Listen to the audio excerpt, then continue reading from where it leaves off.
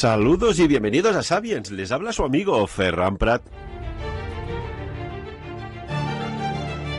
Vaya temazo que hoy vamos a tratar aquí, os encantará en todos los sentidos, y creo que lo digo con conocimiento de causa cuando digo en todos los sentidos.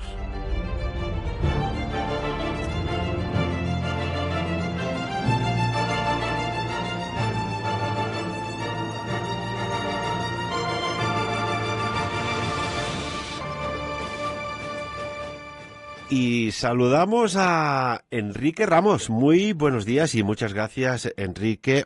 Quizás tendría que decir profesor Enrique por estar con nosotros. Hola, Ferran. Muy buenas. Muchas gracias por invitarme a tu programa. Vamos a explicar rápidamente quién es Enrique Ramos, ¿no? Aquí, que participa hoy en Sapiens. Enrique es ingeniero en telecomunicaciones, es escritor y investigador de lo que podríamos decir fenómenos de la consciencia. Y aparte, pues podríamos decir que es formador en una disciplina muy concreta que incluso podríamos decir, nos puede llegar hasta apasionar, que es la visión remota. Primeramente, Enrique, ¿cómo se conjuga el mundo cartesiano de las cifras, números, la ingeniería en telecomunicaciones, que sabemos que es de las carreras más complejas que hay hasta el momento, con lo que investigas, ¿no? Fenómenos de la consciencia? Pues se compatibiliza muy bien, porque precisamente, bueno, a mí me da mucha pena a veces cuando pensamos que la ciencia y la espiritualidad están reñidas, ¿no?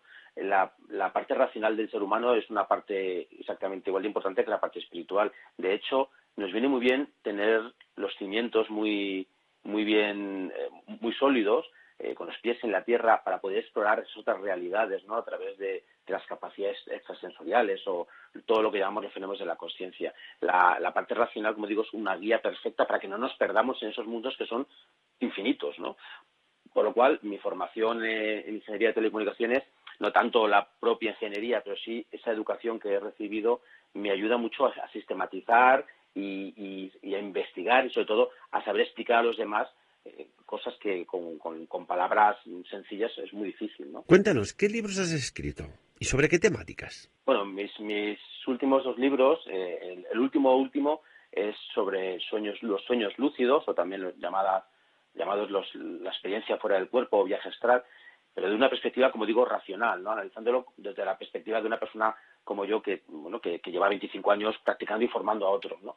Y el libro anterior, que es de lo que vamos a hablar hoy, es sobre la visión remota, que es una capacidad, podríamos llamar, extrasensorial que tiene el ser humano. Todo el mundo la tiene de manera latente, pero se puede desarrollar, y que fue objeto de un programa secreto de los Estados Unidos en los años 70, 80 y 90 del siglo pasado, ¿no? Y es una capacidad fascinante de la que ahora hablaremos. ¿Hay alguna referencia histórica, para hacer un poco de pedagogía que nos gusta aquí, de en qué momento pues en la historia se empieza a utilizar este recurso extrasensorial que, como muy bien dices, está dentro de nuestro pero que no está utilizado o activado, y que hay una referencia que dices, mira, aquí podríamos decir que hay una cronología y empieza aquí? Bueno, a ver, primero deberíamos definir qué es la visión remota, para entenderlo. La visión remota, al final, prácticamente es como la clarividencia o la videncia, lo que llamamos videncia. Lo que ocurre es que la visión remota se diferencia de la videncia en que es una disciplina controlada en laboratorio o estudiada en laboratorio. La visión remota es la capacidad de algunas personas de ver o describir, mejor dicho, un lugar, un evento o una persona, un objeto que está alejado físicamente del observador, y sin el uso, sin que esa persona, sin que el visionador use ninguno de los 5 sentidos físicos. Es decir, está oculto a esa persona por la vista, por el tacto, por el oído, etcétera, por todo, ¿no? Esa capacidad de describir cosas que están ocultas también se puede definir como evidencia. Lo que ocurre es que la visión remota tiene una serie de protocolos, una serie de técnicas, de normativas que hay que cumplir para asegurar que la efectividad va a ser máxima, ¿no? Y esos protocolos y esas normativas fueron definidas en el laboratorio por científicos en los años 70 y desarrolladas en los 80 y en los 90. Y gracias a eso se creó, como he dicho antes, el programa Stargate de visión remota de los Estados Unidos, para justamente visualizar objetivos del enemigo, para espiar, ¿no? Lo que llamamos los espías psíquicos, ¿no? Entonces, dicho que la visión remota es como la clarividencia, pero con protocolos muy estrictos, dirigido por otras personas, sobre todo por científicos, las primeras referencias históricas pues se pierden en la noche de los tiempos, porque el hombre siempre ha utilizado esa capacidad de evidencia de otra forma, pero ha utilizado siempre, ¿no? No podemos dar una fecha exacta. Sin embargo, para la visión remota casi sí, ¿no? Porque si definimos la visión remota como que de evidencia con protocolos, hay un caso, quizás en Grecia, que bueno, que es muy significativo y que no es visión remota como tal, porque como digo, se desarrolló en los años 70 y 80, pero sí que tiene ciertos visos de control, que es lo que define la visión remota. Y ocurrió porque un rey, el rey de Lidia, en la península de Anatolia, pues quiso comprobar, quiso saber, mejor dicho, si la guerra que iba a emprender contra los persas era una buena idea o era preferible retrasarla, ¿no? Entonces decidió consultar a diferentes oráculos del mundo mediterráneo. Sabemos que en el mundo mediterráneo había diferentes sitios como Delos, como Dodona, el oráculo de Trofonio, un montón de sitios donde había sibilas o había videntes que predecían el futuro. Bueno, pues decidió mandar emisarios a varios oráculos para que le dijeran qué tenía que hacer en la guerra con los persas. Pero claro, no se fiaba mucho porque sabía que muchos oráculos estaban corruptos, ¿no? Y no eran farsantes, o no todos, ¿no? Pero algunos sí que funcionan solamente por el dinero. Y decidió hacer una cosa que, como digo, es muy significativa y es muy, muy común en la visión remota, que es el uso de protocolos, ¿no? Dijo, bueno, para asegurarme de que las respuestas que me dan son ciertas, lo que voy a hacer es organizar un esquema. Voy a pedir a mis emisarios que hagan lo siguiente. Les voy a mandar a cada uno de los oráculos y les voy a decir que antes de que pregunten qué tengo que hacer en la guerra con los persas, les voy a pedir que pidan al vidente o a la vidente que vean o que visionen qué estoy haciendo yo ahora mismo, en un día exacto, a una hora exacta, en mi palacio. Si esos videntes aciertan y saben lo que estoy haciendo, evidentemente la segunda pregunta, que es sobre la guerra de los persas, será certera. Eso es lo que llamamos en visión remota una pregunta de control. Si el primer visionado es correcto, el segundo también, porque la fuente, que en este caso es el vidente, pues será efectiva, ¿no? Será un buen vidente, ¿no? Y así lo hizo. Entonces mandó, y todos los oráculos dieron respuestas falsas, excepto el oráculo de Delfos, que estaba dedicado al dios Apolo, que dio una respuesta correcta. Dijo la pitonisa que estaba en aquel templo, en el templo de Apolo, que el rey de Lidia estaba en esos momentos cocinando en un caldero una tortuga. Y acertó. Con lo cual, de todos los oráculos, este rey eligió solamente al oráculo de Delfos para hacer la pregunta sobre los persas, ¿no? Esto, sé que es un poco, es historia, ¿no? O está un poco mezclada con la mitología, nos da a entender que hay formas de controlar esa capacidad extrasensorial que llamamos clarividencia con la fuerza de la razón, ¿no? Con la organización, por decirlo de alguna manera. Esto ocurrió siglos antes de Cristo y pasaron 2000 años hasta que en los Estados Unidos un par de científicos que se llaman Hal Purov y Russell Taft en el Instituto de Investigaciones de Stanford, en California, empezaron a investigar sobre la evidencia, ¿vale? Pero empezaron a investigar sobre los mecanismos que subyacían, ¿no? en esta capacidad extrasensorial. Y desarrollaron una serie de técnicas que condujeron después, ahora lo comentaremos, a la creación del programa secreto Stargate.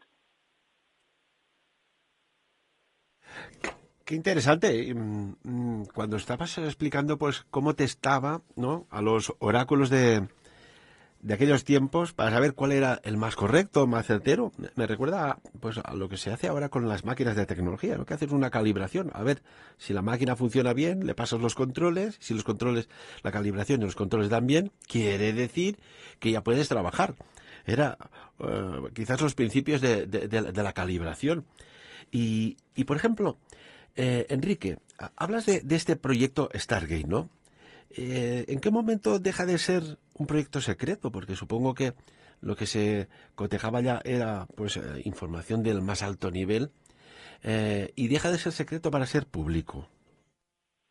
Bueno, pues el programa Stargate comienza oficialmente en el año 1978 y finaliza en el año 1995. estuvo casi 18 años en activo y estuvo con financiación del gobierno, es decir, bueno, una financiación que además se aprobaba anualmente en el Congreso. O sea, es un proyecto de este calibre con muchos millones de dólares. No tuvo que ser muy efectivo para que fuese renovado año a año durante 18 años, ¿no? Está dando resultados buenísimos. ¿Qué ocurrió? Bueno, pues hay diferentes versiones.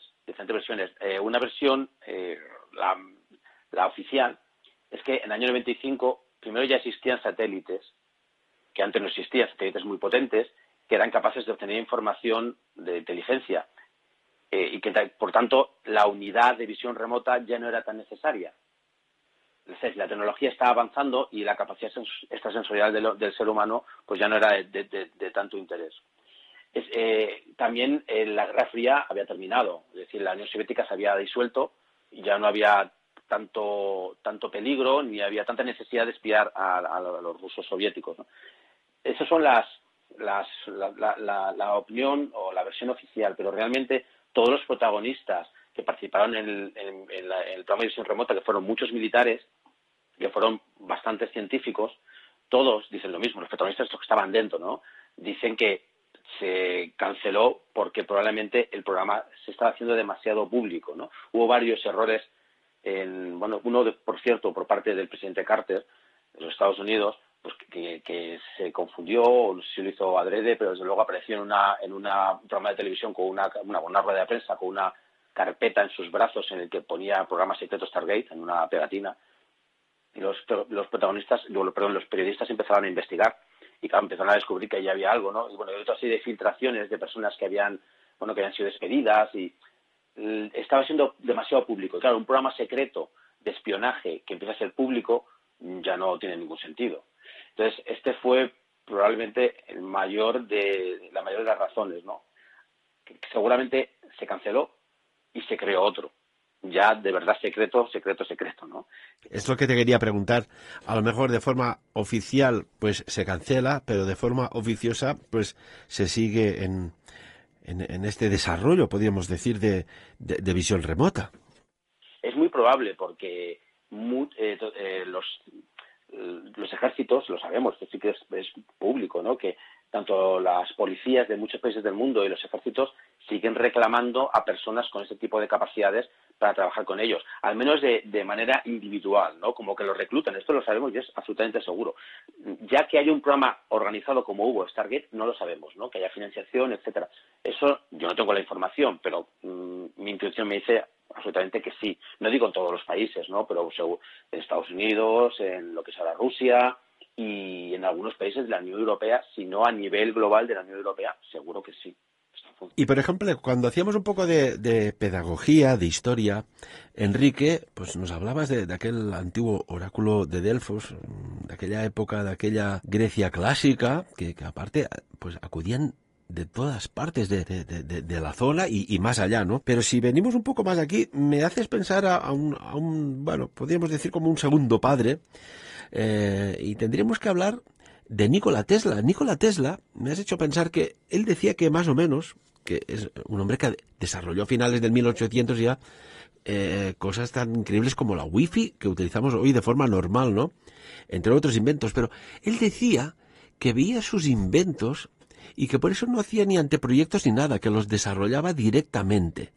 Quizás gozaba de este privilegio de visión remota, Enrique. Bueno, gozaría probablemente de una capacidad extrasensorial que llamaríamos videncia. Visión remota no se puede llamar, solamente se puede llamar visión remota a aquella disciplina que se practica con una serie de normas y protocolos. Si lo practicas de manera libre sería evidencia, pero efectivamente Tesla, por lo que parece contar toda su historia, tenía una capacidad una capacidad de obtener información que no sabemos si era natural, entrenada, si la recibía a través de los sueños, que es otra vía de información interesantísima, o a través, como decimos, de la evidencia. Pero sí, pero él, Tesla y muchas otras personas, no solamente él, ¿no? En la larga de la historia ha habido mucha gente que ha cambiado incluso el curso de la historia por sus visiones o por la información que obtenía de otros lados, ¿no? De donde sea.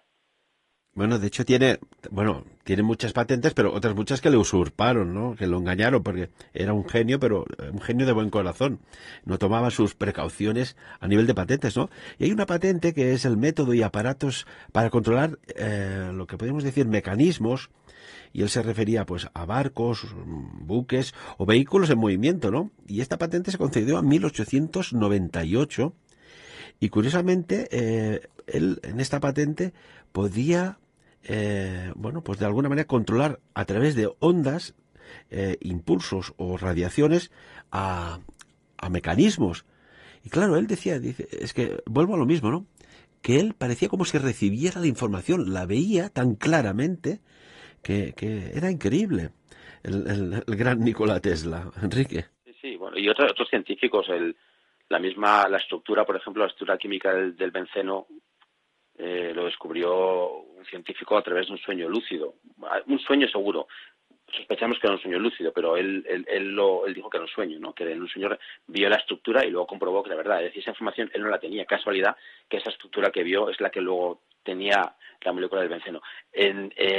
Pero hay muchísimos más casos, ¿no? La estructura del ADN, por ejemplo, la estructura de doble hélice del ADN, pues también, esto no fue un sueño, pero fue a través de una experiencia con LSD, con una droga, pues también los dos científicos que descubrieron esta estructura lo vieron en una visión con una capacidad extrasensorial provocada por drogas, pero bueno, con una capacidad extrasensorial, ¿no?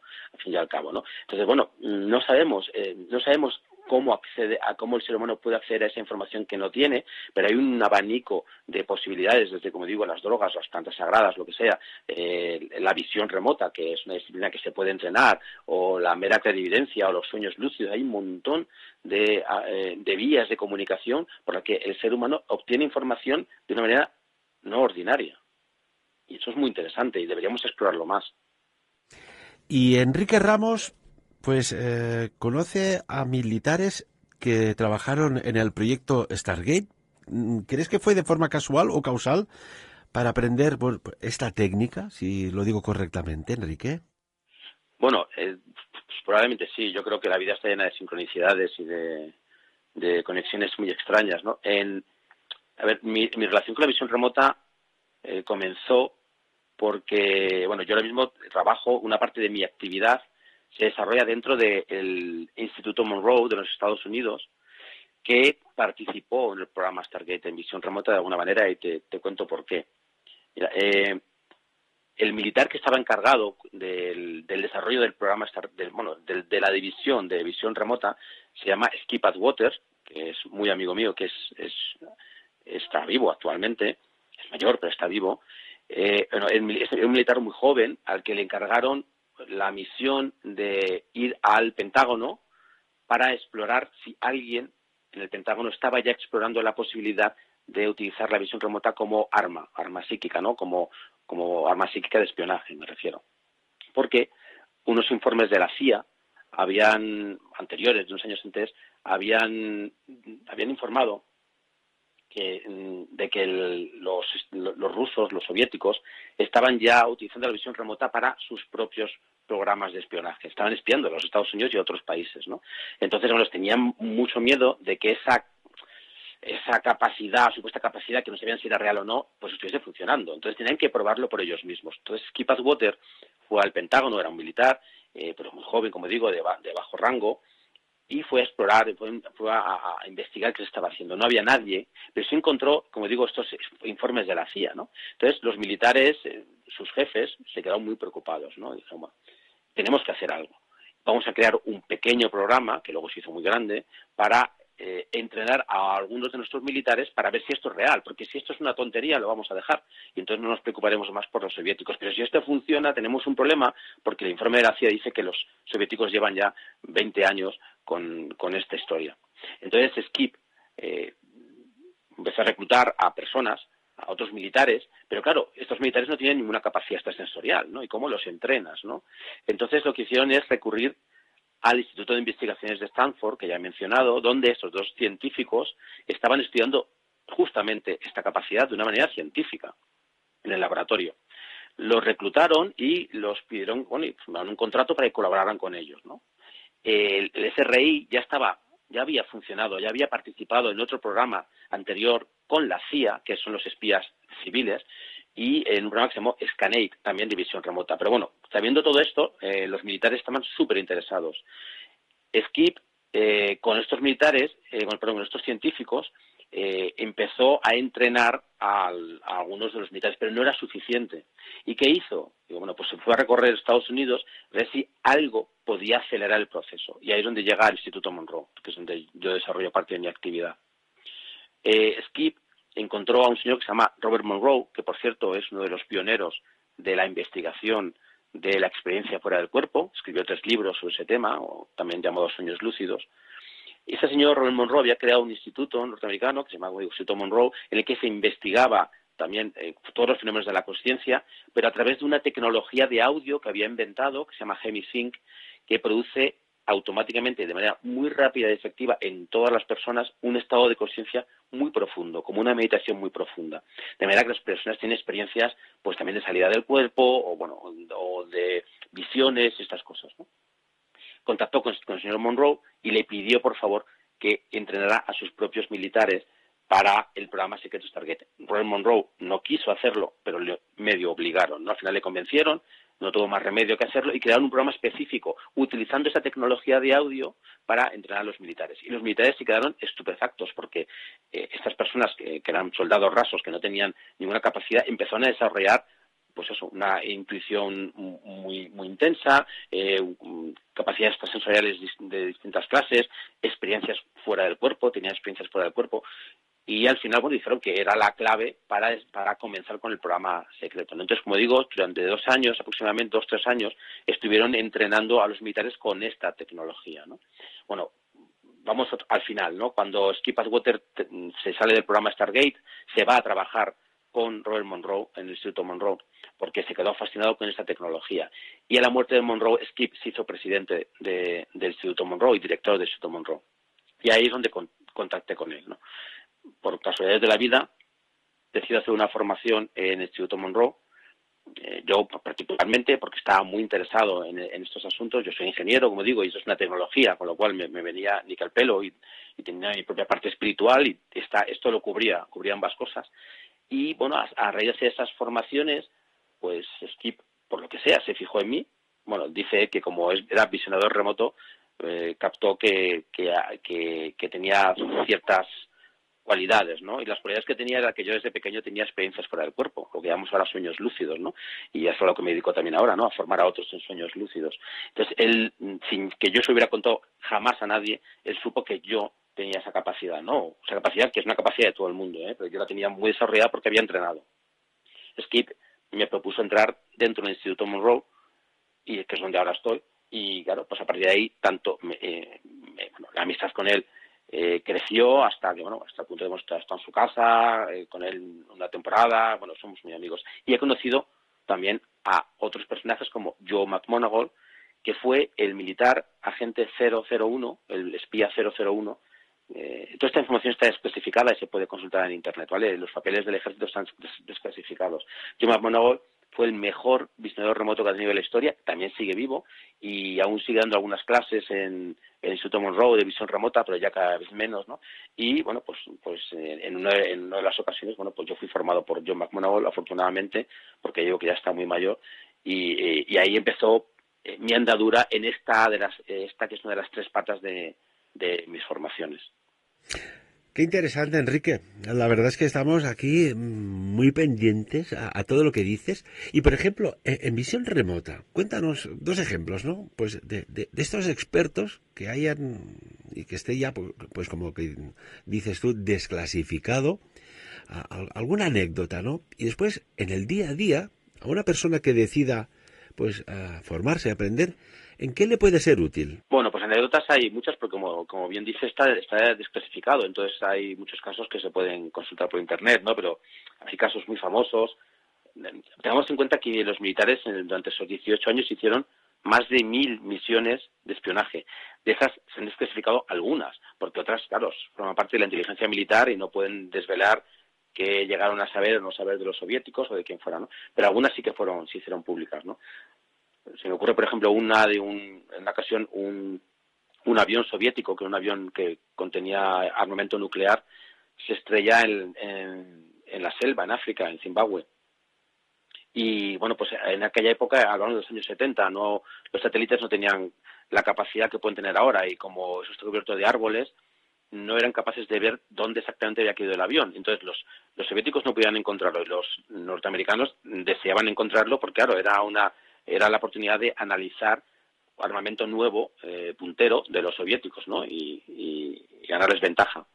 Entonces los norteamericanos dijeron, bueno, vamos a utilizar la división de visión remota para localizar el avión, que era imposible, absolutamente imposible, porque, como digo, está en mitad de la selva, cubierto de vegetación, y no se veía absolutamente nada desde el aire. Y lo que hicieron es usar, como digo, a los visionadores remotos, que, curiosamente, prácticamente en una sesión, localizaron el lugar exacto donde el avión había caído. Fueron una misión de rescate de los estadounidenses rápidamente, antes de que los soviéticos se enterasen, y encontraron el avión exactamente, realmente fue como a menos de 1 kilómetro, pero claro, en todo el planeta Tierra, tener un margen de error de unos cuantos cientos de metros es algo brutal, ¿no? Y lo consiguieron, y descubrieron el avión, y lo capturaron, y se lo llevaron, ¿no? También cuentan que es una anécdota, ¿no? Que cuando llegaron quedaba poco del avión, porque los aldeanos, la gente que vivía allí en mitad de la selva, pues habían despiezado el avión en trozos y habían construido chozas, ¿no? Habían reforzado sus chozas con partes del avión, ¿no? Pero bueno, recuperaron lo que ellos querían, que era la parte del armamento, para analizarla, ¿no? Esa es una, pero ha habido otras muchas, como secuestros o de militares, a los que también, como el general Dossier en Italia, que estaba destinado, pertenecía a la OTAN, pero era un militar norteamericano, y estaba allí y fue secuestrado por una división de terroristas. Y bueno, pues lo localizaron también, ¿no? Lo cual, bueno, ahí hubo un problema entre la policía y los servicios secretos norteamericanos, y al final quien lo encontró fue la policía italiana, ¿no? Pero ellos ya lo habían detectado. O secuestros en Irán, un secuestro que hubo en Teherán de funcionarios, también estuvieron escondidos en la embajada de Canadá, nadie sabía dónde estaban, y los visionadores remotos supieron exactamente en qué edificio estaban, porque lo describieron, ¿no? Y gracias a eso detectaron o identificaron ese edificio como la embajada de Canadá, y luego pudieron hacer una misión de rescate para recogerlos, ¿no? Hay un montón de anécdotas, ¿no? que se pueden leer en internet libremente, que son ciertas, porque, como digo, pertenecen a los archivos del ejército, y que, bueno, dan muestras de que la visión remota es una capacidad que, bien hecha, bien controlada, puede tener mucha utilidad. Me haces pensar, Enrique, en las cantidades de miles y miles de personas desaparecidas sin rastro que hay, pues, en la historia, pero en la historia reciente, que parece como si se les hubiese engullido, pues no sé, una dimensión extra, ¿no? Si los visionadores remotos colaboráis con casos de desapariciones de personas, con los cuerpos policiales. Sí, hay gente que participa, pero el problema es que ahora mismo hay pocos visionadores remotos, y lo que hay más son videntes, ¿no? Entonces, claro, la policía ha tenido muchos problemas a lo largo de las últimas décadas, porque cuando tú contratas un vidente, puede ser muy buen vidente, pero puede ser muy mal vidente, y eso no te lo asegura nadie, ¿no? Entonces, al final, las experiencias que han tenido son muy malas, ¿no? Pues informaciones muy vagas, informaciones contradictorias, y muchas policías del mundo pues han decidido no utilizarlo porque no lo ven efectivo, ¿no? Sin embargo, el visionador remoto está entrenado, como digo, con una serie de protocolos que aseguran que la información va a ser fidedigna, que va a ser certera, o que tiene una aproximación muy grande, y que va a ser sobre todo de utilidad, ¿no? Entonces, sí que ha habido policías, sobre todo en Estados Unidos, que han utilizado a los visionadores remotos, justamente los míticos, los que estuvieron en el programa Stargate, y los han utilizado para ese tipo de cuestiones. Pero no es algo típico de la visión remota el localizar personas. Y te explico por qué. La visión remota es la capacidad de describir algo. Es decir, descríbeme qué hay dentro de esta habitación que está a 2 kilómetros de distancia. Bueno, pues tú describes, aquí hay no sé qué, ¿vale? Pues puede hacerlo mejor o peor, pero lo de tantas de escribir. Pero cuando tú estás hablando de localizar a una persona, no puedes decir está aquí en el pueblo tal, tú puedes describir dónde está. La visión remota solo vale para describir. Entonces, bueno, la persona está en un lugar de paredes amarillas, con suelo de mármol. Pero claro, ¿eso dónde está? Eso está en Cádiz, eso está en Taiwán. ¿Me entiendes? O sea, la capacidad de visión remota no permite decir en el mapa, aquí está. Permite describir los lugares. Pero bien, Entonces, bien la localizas, ¿no? Porque cuando sí, describes claro, dónde claro, está, claro, hay dos claro, elementos, a ¿no? eso voy. ¿Dónde está? Y esta Claro, persona, y que no haya, no sé, pregunto, una alteración o confusión con otra persona. claro, claro, ahí voy, ¿no? Por eso sí que es parcialmente útil, ¿no? Porque lo que hace la policía es que, bueno, tiene gente, tanto la policía como gente alrededor, pues familiares de la persona desaparecida, pues todos conocen la zona. Tú imagínate que un visionado remoto participa en pues eso, en un caso de una persona desaparecida, vamos a poner un niño desaparecido, ¿no?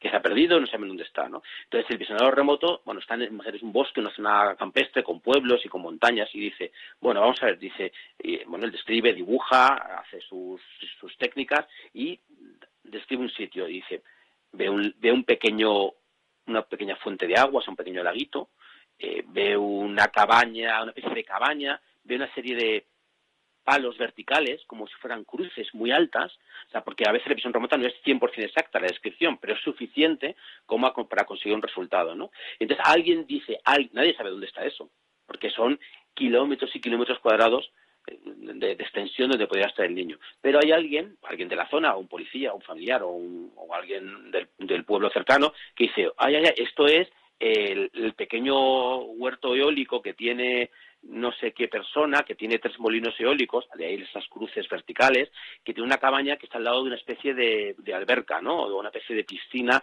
para los animales. Entonces lo recuerda y es esto, lo identifica. Entonces ya van allí, pero sin embargo el visionador remoto no ha puesto el dedo en un mapa y ha dicho, está aquí, ¿vale? Entonces sí que es muy útil, pero sí se debe utilizar con conciencia, ¿no? Y sabiendo para qué vale y para qué no vale la visión. Y la persona, por ejemplo, desaparecida que está, pues en este entorno, ¿no? De estos, como bien citabas este ejemplo, de los molinos, etcétera, en un entorno, unas montañas, un lago, río, etcétera. ¿Cómo localizas la persona? La ves de frente? ¿La ves en calidad, no sé, HD, 4K, ahora que estamos en el 4K o así? ¿En qué calidad lo ves y cómo la ves? No, o sea, la visión remota, la gente está muy confundida. Piensa la gente que la visión remota, por ejemplo, vamos a poner que es un lugar que es más fácil, ¿no? Que tiene más elementos. La persona que hace visión remota no cierra los ojos y de repente ve la imagen del lugar. Eso es imposible. Eso no es visión remota. Eso no se puede hacer. Eso casi nadie en el mundo lo puede hacer. Ningún vidente, por mucho que lo digan. Es imposible. Tienes que ser una persona, bueno, con un don que yo creo que no hay casi nadie en el planeta. La visión remota, como digo, es una disciplina que ha sido estudiada en el laboratorio. Entonces, lo que han hecho los científicos que lo han estudiado es disgregar todos los elementos de lo que podríamos llamar capacidad extrasensorial y ver cómo funciona la información cuando llega al cerebro, cómo entra, cómo sale, cómo la verbalizas. Y a raíz de todo esto, de todo este proceso, han dado con un método para describir paso a paso, esto es lo importante, por ejemplo, un lugar, ¿no? Entonces, lo que va haciendo el visionador va dibujando elementos. De repente tiene la sensación de humedad y ya sabe que cree que hay agua. De repente ve algo vertical y dibuja palos verticales. De repente, ¿vale? Esto es un proceso que dura a lo mejor media hora, como mucho una hora. Está entre media hora y una hora, a veces 15 minutos si necesitas poca información, ¿no? Pero estás ahí dibujando poco a poco la información con un método muy específico, ¿vale? Un método muy específico, paso a paso, se va construyendo escalón por escalón. Esto es más lento que cerrar los ojos y tener una visión. Pero es que eso no se puede conseguir. Pero de esta manera se puede conseguir y además te aseguras de que va a ser efectivo, ¿no? Porque, como digo, ha sido comprobado estadísticamente en el laboratorio y se sabe que hecho de esta manera, con una metodología, se puede llegar a construir una imagen certera, ¿no? Y eso es lo que hace. Entonces, por ello, no ves. Llega un momento en que cuando tú terminas de hacer la visión remota, esa media hora o una hora, a raíz de subir escalón a escalón y formar el puzzle, al final en tu mente tienes una idea muy, muy exacta de cómo es el sitio. ¿Vale? Ahí sí que tienes la imagen, pero porque has ido construyéndola en tu mente y te queda como un recuerdo, como si hubieras estado allí, ¿no? Pues como por ejemplo si tú miras una fotografía, miras un cuadro, te das la vuelta y cierras los ojos, la recuerdas, ¿no? Tienes el recuerdo de esa imagen, pues una cosa igual, es como si yo hubieras estado, pero porque realmente no has estado, lo que has hecho es ir reconstruyendo la información pedazo a pedazo. Esto es apasionante, apasionante, de verdad, Enrique. Y, por ejemplo, en eventos venideros, ya que hablabas antes de, pues, bueno, como ya en la antigüedad se quería saber, pues, el resultado de una batalla, de un acontecimiento, si en los tiempos actuales podríamos saber un poco más de los tiempos que, no sé, a corto o medio plazo pueden acaecer. Estamos hablando de esta palabra que tiene tanto y tan poco, ¿no? Del futuro. Sí, bueno, a ver, la visión remota no se utiliza para predecir el futuro como tal, eso ya entra en el rango pues de los profetas, de adivinos o cosas así, ¿no? Pero la visión remota, como vuelvo a repetir, es escrita para describir, pero es verdad que se investigó en laboratorio lo que llamaban la visión remota precognitiva, que es adelantarse al futuro. Y se dieron cuenta, todo esto por estadística, es decir, yo no puedo contar más de lo que han contado los científicos, ni los científicos pueden contar más de lo que han descubierto por matemática pura y por estadística, que es como analizaban estos eventos, ¿no? Descubrieron que el futuro inmediato, te puedes adelantar el futuro inmediato me refiero a segundos, minutos, horas o días, pero no mucho más allá. No puedes, con visión remota, me refiero, no puedes adelantarte a cosas de muchos años, ¿no? Adelante.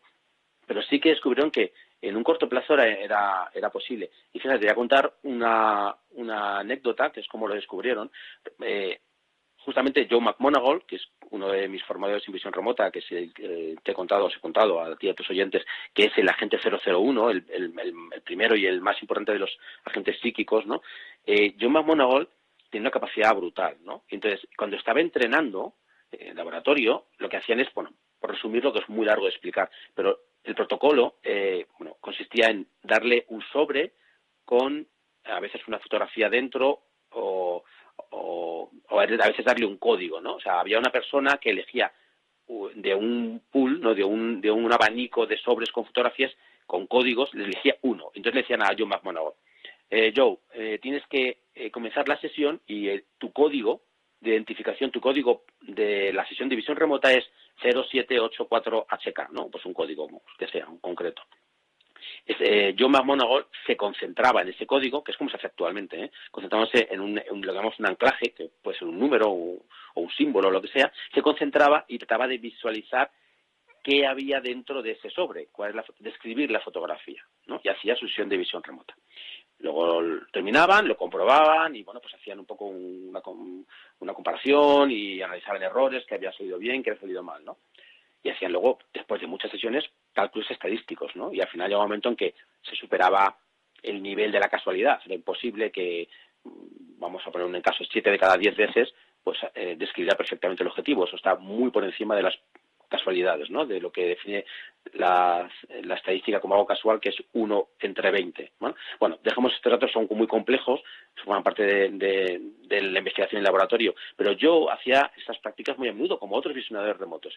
Y un día dijo, bueno, mañana tengo sesión, me voy a casa, tenía todos los días o casi todos los días de entrenamiento, me voy a casa, dice, bueno, mañana tengo sesión, digo, y si intento ver ahora mismo desde casa la fotografía que me van a enseñar mañana. Claro, las fotografías no se habían elegido todavía. La fotografía se elegía al día siguiente. Nadie sabía qué fotografía iba a ser elegida. Ya es difícil tener una fotografía en un sobre oculto, en el presente, intentar verlo y describirlo. Eso ya me parece algo brutal, algo fantástico. Imagínate si la fotografía aún no se ha decidido cuál es. Te estás adelantando al futuro. Bueno, pues él se puso a hacerlo. Lo hizo en casa, dibujó, y cuando llegó a la sesión, vamos a comenzar con la sesión de la mañana, código tal, dijo, no, ya la tengo hecha. Vaya. Enseñó la fotografía y le había descrito. Esto lo repitieron N veces, comprobando que existía la posibilidad de hacer visión remota adelantándose al futuro. ¿Vale? Esto lo utilizaron posteriormente en otra serie de experimentos, ¿no? Y uno muy curioso, que seguro que a tus oyentes les va a gustar, porque a mí me parece también fascinante, es que decidieron utilizarlo, y ahora se usa también, en la bolsa, para apostar, bueno, para jugar en bolsa, ¿no? Para invertir en bolsa, mejor dicho, es el término apropiado. ¿Y qué hicieron? Cogieron a visionadores remotos y durante un mes, junto con un broker, un especialista en la bolsa, hicieron un experimento en el que cogiendo un valor, oro o plata, no recuerdo cuál era, que sabemos que fluctúa, ¿no?, continuamente, cada día sube, baja, y si compras o vendes, pues ahí ganas dinero, ¿no?, o pierdes. Bueno, pues lo que hacían es que iban viendo qué iba a ocurrir al día siguiente con el oro, con la plata, que no recuerdo ahora mismo qué valor era, ¿no? Y en función de eso iban invirtiendo dinero, ¿vale? Acertaban prácticamente siempre, con muy pocos errores, con una técnica que es un protocolo distinto que se llama el protocolo ARV, que se llama visión remota asociativa, que se inventó para esto, que es justamente para predecir, para esta visión remota precognitiva, es un protocolo distinto, y usando esas técnicas, bueno, pues fueron haciendo tal, y durante un mes fueron invirtiendo. Bueno, pues al final del mes ganaron limpios más de $100.000. $100.000 de los años 70, que es muchísimo más que una $100.000 fortuna. ahora mismo, una fortuna, ¿no? Y lo hicieron con visión remota, ¿no? Ahora mismo hay personas que no se publicitan, que trabajan para otros, que son visionadores remotos, que trabajan para otros en una inversión de bolsa o que aconsejan a empresas. Pues que tienen necesidad de saber si es bueno invertir y comprar esta pequeña empresa o no, si es bueno abandonar este país y desinvertir aquí. Bueno, para tomar decisiones empresariales también hay visionadores remotos, porque como me preguntabas antes, ¿qué puede hacer una persona normal, ¿no?, en su casa si aprendiera visión remota? Pues puede, por ejemplo, mejorar la toma de decisiones, ¿no? Con este protocolo, con el protocolo ARV, que es un protocolo que te permite adelantarte un poco a lo que va a ocurrir mañana, ¿no? O sea, tú supieras si mañana esto va a ocurrir o no, pues tomarías una decisión u otra, ¿no? Bueno, pues eso también se utiliza, como digo, en la empresa. Incluso hay empresas que tienen visionadores remotos que ofrecen sus servicios a otras empresas, ¿no? Eso hubo varias hace un par de décadas. Ahora también las hay, pero menos, ¿no? Pero sí que funcionan, ¿no? Como digo, no se publicitan mucho porque sobre todo no se publicitan las empresas que compran los servicios de visionadores remotos, porque a nadie le gusta decir que usa visionadores remotos para, entre comillas, hacer trampas, ¿no? Y adelantarse un poco a lo que va a ocurrir con la bolsa o con lo que sea, ¿no? Enrique, lo curioso es que estamos hablando de datos, de información que ha sido desclasificada y que tú, pues por colaborar, trabajar con el Instituto Monroe, tienes contrastado. Y seguro que es el 0,001% de todo lo que hay detrás.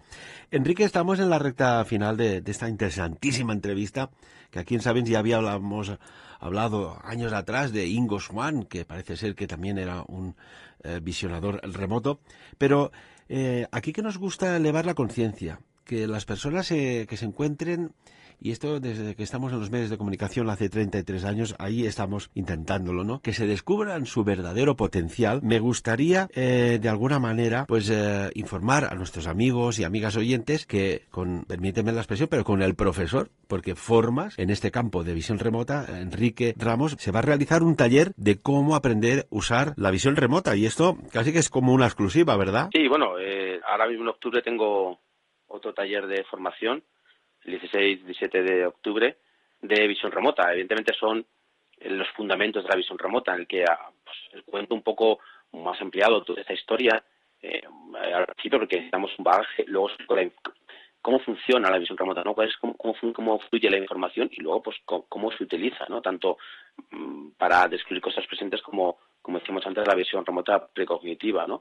Evidentemente son los fundamentos, porque la visión remota está definida, el protocolo, los métodos, mejor dicho, entre 6 y 7 niveles, ¿no? Que vas, como he dicho, que vas escalones que te comentaba antes, ¿no? Que vas construyendo. Bueno, no hay tiempo en un fin de semana, pero sí hay tiempo a hacer los 3 primeros, que son los más importantes, ¿no? Con esos 3 primeros las personas que ya empiezan a ver resultados. Dicen, madre mía, es que he conseguido describir este aspecto, ¿no?, de esta fotografía o este otro, ¿no? Y es muy interesante, los resultados se ven bastante rápidos. Eso sí, es verdad que requiere dedicación. Yo siempre os digo a la gente que quiere formarse en visión remota que aparte de ir con un experto y formarse, luego tiene que practicar al menos 15 o 20 minutos al día o días alternos, ¿no? Porque si no, no consigues llegar a un nivel suficiente como para tener resultados. Pero no es tan difícil. Todo el mundo tenemos esta capacidad, todos. Unos serán excelentes y otros tendrán un nivel medio. Vaya, que unos serán como un Messi y otros, pues bueno, jugarán en la Champions también, pero no serán un Messi quizás, ¿no? Eso es, eso es. Enrique, si me permites, voy a dar un correo electrónico de contacto para las personas interesadas, para este próximo taller que se va a realizar de visión remota. Doy mi correo, que es ferranweb@gmail.com, pero que iremos ampliando aquí con el profesor Ramos sobre este campo tan útil y que seguro que las personas que nos están escuchando hoy aquí no es por casualidad, Enrique. Sí, seguramente no hay nada casual. No es nada casual, realmente. Amigo mío, pues muchísimas gracias. Me gusta, pues, que en definitiva encontremos estas capacidades perdidas, ¿no? Que a veces nos hemos alejado del bosque, nos hemos alejado de, fíjate, se pierde vista, se pierde olfato, se pierde tacto, se pierde tantas sensibilidades que en un pasado remoto estaban activadas porque estábamos más en contacto con la Tierra. Y déjame hacer una pregunta capciosa. ¿Esta prisa que tiene Elon Musk ir a Marte, no será que de una forma u otra puede ver el futuro de este planeta, Enrique? Bueno, Joe McMoneagle, el agente 001, hizo una serie de sesiones solicitadas justamente por el ejército para visionar Marte. Hablamos de hace los años 80, cuando no había ninguna sonda, ningún robot ni nada que hubiera visitado Marte. Y describió Marte con mucho detalle, dio mucha información que ahora se está corroborando. No me cabe la menor duda. Enrique Ramos, un placer tenerte con nosotros y muchísimas gracias por compartir tus conocimientos y también que te tendremos presente en este próximo taller que vamos a realizar, todo el soporte de Sapiens, sobre visión remota. Repito, muchísimas gracias. Gracias, Ferran, ha sido un placer. Y amigos y amigas, como siempre, de lo dicho aquí, por encima de todo, que cada uno saque sus propias conclusiones.